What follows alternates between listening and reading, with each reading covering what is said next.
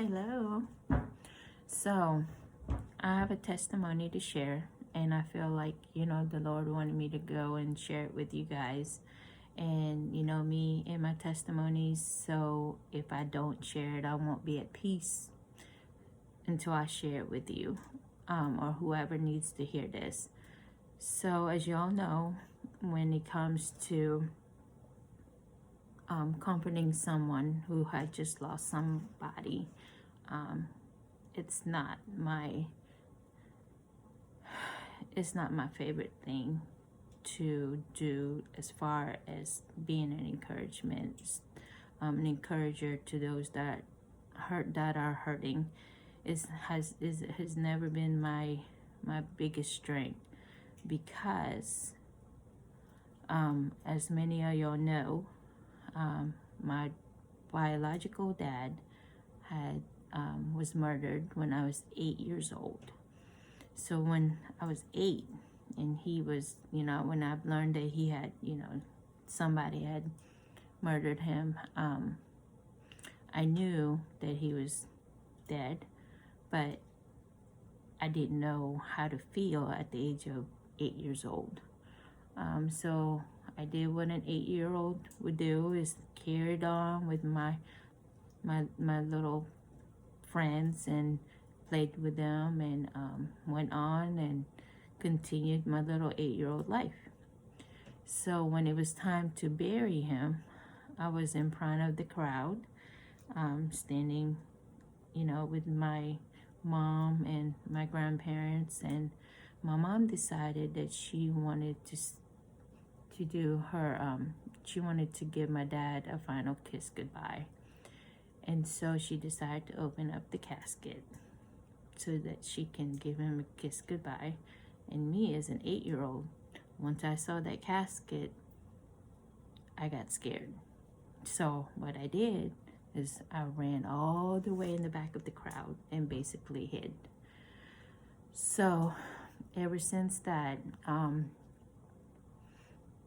what I can recall, I felt like there has been a wall of protection that was built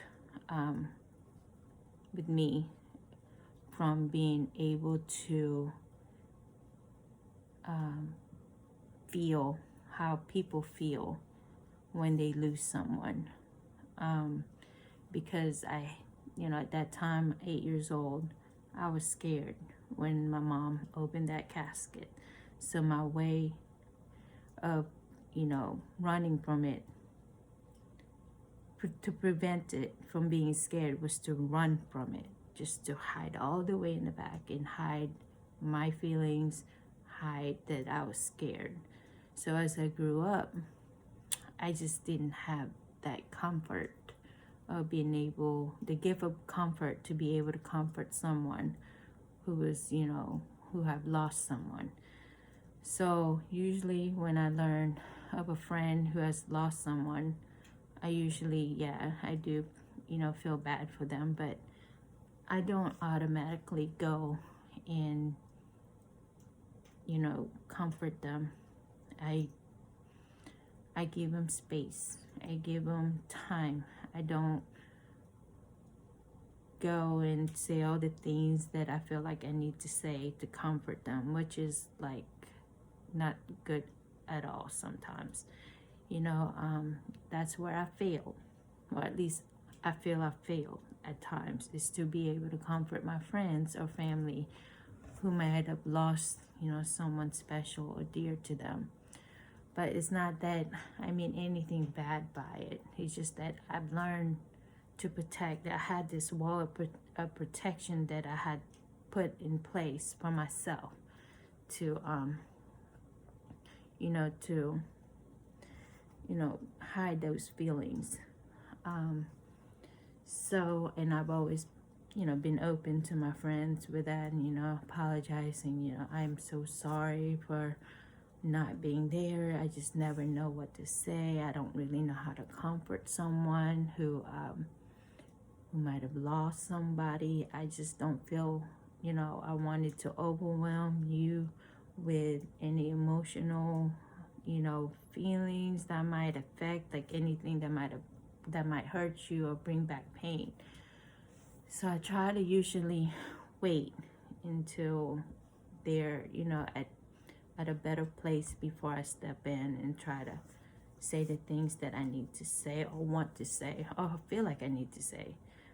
But sometimes I feel like I even fail at that because I feel like I'm not saying the right things. So anyways, my grandparents, you know, passed away when I was also pregnant with my third child. I think Sammy, I was pregnant with him when I lost my grandmother. And then when I was pregnant with our oldest child, Karan, my grandfather passed away when I was 5 months pregnant with him. Now both my grandparents, they were very special to me. They raised me until I was 8 years old, basically, because my mom was always working and my dad, was always out, working abroad somewhere in another country so that they can provide for the family while, my grandparents would be at home raising us. So it's not like, I had bad relationship with them and a lot of times I think about is that, why is it that I don't feel like sad or upset or grieving? Even to this day, I just feel at peace about where they are right now. And I don't know whether it's a protection that I have, built up so that I can,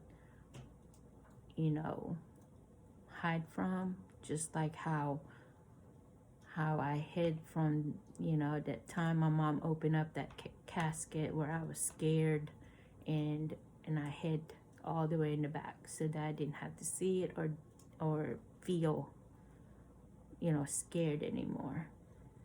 So anyways, I've always been open to my friends about that, and I've always said I'm so sorry, and I try to encourage people, and I feel like I'm always saying the wrong things. I'm always saying, I tell them about my own experience with my dad and my grandparents, and how what brings me peace is knowing that they're with the Lord. They're in a better place. And of course, that's always something that people would always say, and sometimes people don't want to hear that. They want to continue grieving and they want to continue to, feel they feel like the only way to heal from it is to continue to cry or, think about their loved ones, and which is, fine, because you can't ask me how to get over it because I can't tell you. I can only tell you, how I deal with it. And that's with, knowing that they are with the Lord. So that's where I felt like I failed. I said, Lord, I just feel like, am I saying the wrong things to my friends? Am I just like saying the things that they need to hear? Like, I feel like when I say those things to my friends, I just feel like, okay, all right, Christy, whatever. You just saying that, or just to make me feel better, or it's just something that they don't want to hear at that time.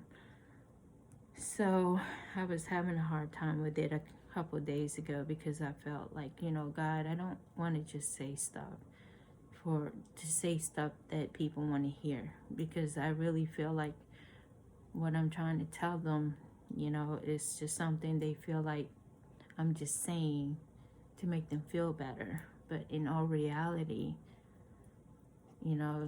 that's how I truly feel. Like, I just want people to know and feel the way that I feel sometimes, that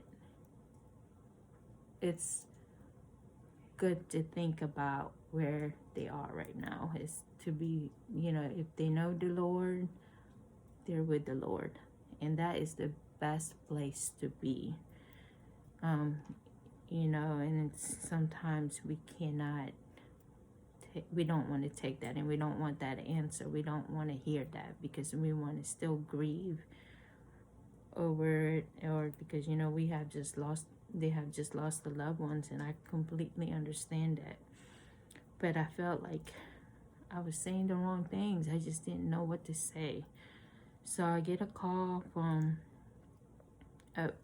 my work, you know, as I work at a contact center where people call us and with any of their problems with their, you know, with their bank issues or whatnot. And I had this man who called, and you know, I was getting ready to end the call, and I said, "Sir, you have a wonderful weekend, and then, you know, try to be safe in the snow," because it was supposed to be scheduled to snow. So I said, "Sir, you have a wonderful evening, and you know, have a blessed one." And then so he continued on, "Well, thank you, you know, well, you know, I've been having a hard time lately. You know, I had my mother passed away, and recently, and we truly missed her, and I've been trying to enjoy my days, but it's been so hard." And I'm like, "Oh God." I was like, "What am I supposed to say?" And so he went on for another 5, 6, 7 minutes talking about his mother. And so the whole time he was just saying how much he missed her, how much he took care of her, and you know, how she was getting ready to turn, I think, 89 or 90 years old in 3 days, and how he was sad that he wasn't going to be able to celebrate it with her and the family. And so right there, when he said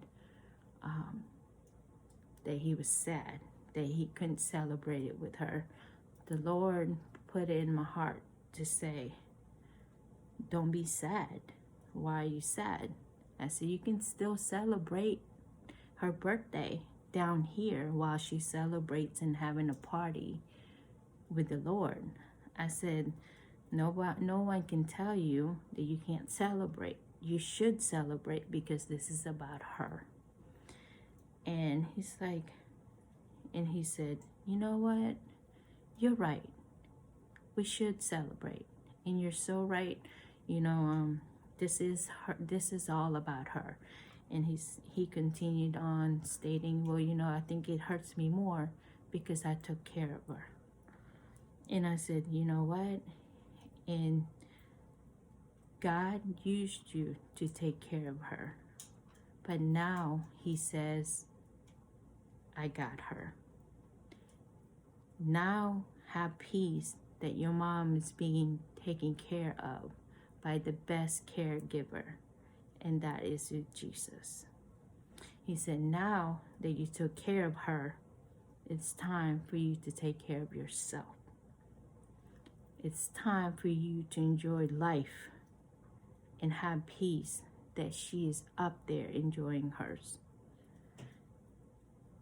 And he said to me was, "Ma'am, I don't know you, but I will tell you this. I have good discernment.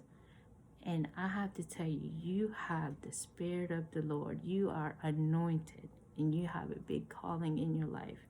He said, "People had ministered to me this past few days, this past few weeks, and no one had brought peace to me except you." He said, "I am thankful that you were able to answer my call and speak to you." He's like, "I have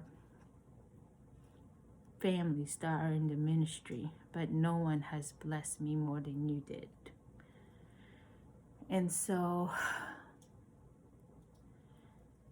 that right there blessed me, because all those times I felt like I'm saying the wrong things to my friends or family.